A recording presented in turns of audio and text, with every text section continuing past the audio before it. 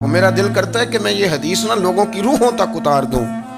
حضور فرماتے ہیں میں نے جس کے سامنے دین پیش کیا اس نے دلیل مانگی، وہ بھی کوئی اپنا ہے جو اپنوں سے دلیلیں مانگے، وضاحتیں مانگے، یہ کیسے تھا تو وہ کیسے تھا تو یہ چیز کدھر سے آئی تو وہ کدھر گئی۔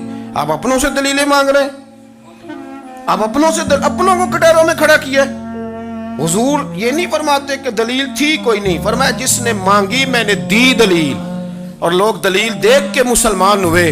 حضور فرماتے ہیں لوگوں سنو یہ میرا ابو بکر ہے، میں نے اسے کہا کلمہ پڑھ لے، اس نے دلیل ہی کوئی نہیں مانگی، فوراً ہی کلمہ پڑھ کے مسلمان۔ یہ اعزاز ہے۔ یہاں تو تھک گئے لوگ اپنوں کو دلیلیں دیتے، وہ جی ویسے کیسے تھا تو ایک بندہ یہ کہہ رہا تھا تو دوسرا کہنے دے جو دنیا کہتی ہے، تو اپنی بات کر، تو بتا تو کیا کہتا ہے، اپنی رائے بیان کر، تیرا نظریہ کیا ہے، تیرا ذوق کیا، تو چھوڑ لوگ کیا کہتے ہیں، اپنی بات کر۔ اگر ابو بکر صدیق لوگوں کے کہنوں پہ چلتے تو مکہ تو سارا کچھ اور کہہ رہا تھا، اس وقت تو کچھ تھا ہی نہیں جو کہتا کہ نہیں تو ٹھیک چل رہا ہے، دنیا ساری کچھ اور کہہ رہی تھی، لیکن صدیق اکبر کہہ رہے تھے نہیں نہیں، سچ وہ ہے جو مدینے والے رسول فرماتے ہیں، سچ وہ ہے جو میرے آقا نے فرمایا ہے۔ زندگی میں انہوں نے بتایا لوگوں کو کہ دین کا مزہ لینا ہے تو پھر ذرا غلامی کر کے آتا ہے، پھر ذرا پورا پیار کر کے آتا ہے، پھر پوری محبت دے کے پھر غلامی کا مزہ۔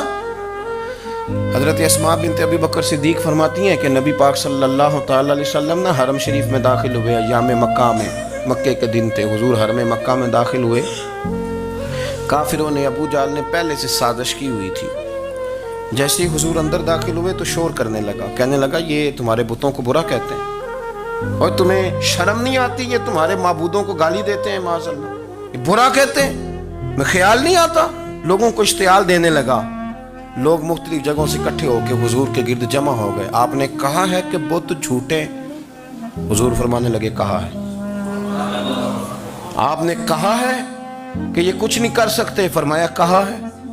آپ نے کہا ہے یہ کوئی نفع نقصان نہیں دیتے، حضور فرمانے لگے کہا ہے۔ رسول کائنات صلی اللہ علیہ وسلم سے جو سوال پوچھا حضور نے بیان کیا، چاروں جانب سے وہ نبی کریم پر ٹوٹ پڑے، معاذ اللہ، مارنے لگے۔ حضرت صدیق اکبر گھر میں بیٹھے کھانا کھا رہے تھے، کسی نے کہا ابو بکر وہ تو حرم میں حضور کو مار رہے ہیں، نہ سر پہ ٹوپی نہ پیروں میں جوتا۔ ابو بکر دوڑے، سر پٹ دوڑے، بھاگے۔ حضور زمین پہ لیٹے ہوئے تھے، وہ تکلیف دے رہے تھے۔ حضرت صدیق اکبر نے 2 کو پکڑ کے ادھر پھینکا، 4 کو ادھر پھینکا، 5 کو ادھر پھینکا، ایک جملہ بار بار زبان سے کہتے ظالمو انہیں مارتے ہو جو تمہاری نجات کا سامان لے کے آئے، انہیں تکلیف دیتے ہو جو کہتے ہیں اللہ میرا رب ہے، انہیں مارتے ہو، شرم نہیں آتی۔ اب انہوں نے حضور کو چھوڑ کے تو جناب صدیق اکبر کو مارنا شروع کیا۔ حضرت صدیق اکبر، عقبہ بن ابی معیط، عتبہ اتیبہ، ان کے ہاتھوں میں جوتے تھے۔ آج کل جوتے وہ نہیں ہوتے جو زمانے میں تھے، جوتا ہوتا تھا لکڑی کا، کھڑاؤں کہتے تھے، وہ جوتے پکڑ لیے اور جناب صدیق اکبر کے سر پہ مارنے شروع کیے۔ سر پہ جوتے لگ رہے ہیں، لگتے جا رہے ہیں، خون بہتا جا رہا ہے۔ حضرت صدیق اکبر نے بازو کھولے ہوئے بے ہوش ہو کے گرے۔ حضرت اسماء کہتی ہیں میرے والد کو لوگ گھر لائے تو سر بھی سارا لہو سے بھرا ہوا تھا، چہرہ بھی سارا لہو سے بھرا ہوا تھا۔